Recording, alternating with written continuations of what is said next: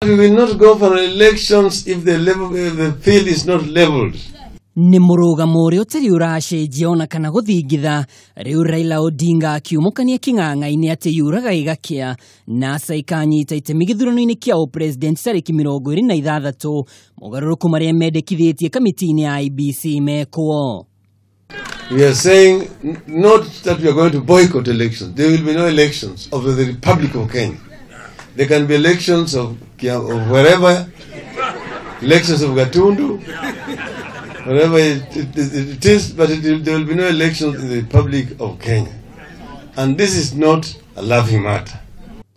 Odinga akiuga ati NASA ndithagathagite kunyita itemi githurano-ini kirugamirwo ni IEBC iria iriho na makiria maabitha aria NASA ikuire ni mathogire githurano kihituku.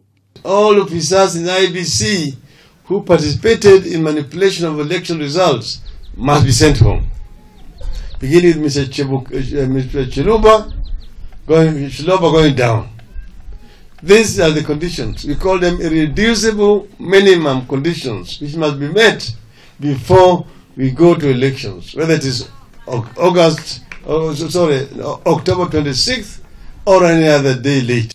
Raila ndatigeire hau muno atitirithetie ati kambuni ya Otimofo kuma bururi wa Faraja na iria yehokeirwo kumemerekia maumirira ma githurano undu umwe na kambuni ya ucabi wa maratathi ma githurano Al Ghurair no nginyagia cihururwo madaraka githurano-ini turorete.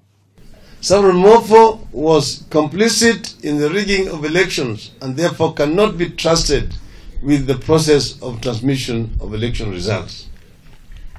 We also have issues with a company called Al Ghurair. Al Ghurair printed fake ballot papers. They printed 2 million extra ballot papers whose fate is unknown up to today. Odinga arutete merio eno mathiko-ini ma uria wari odita kambuni-ini ya KenGen Morris Odhiambo itura-ini ria Sihai. Agi aria mekumumite thutha ni senator wa Siaya James Orengo na abunge a NASA agikuma gicigo giki. And the national revenue. Giribotera Kameme TV ni njitagwo Mwaura wa Ndung'u.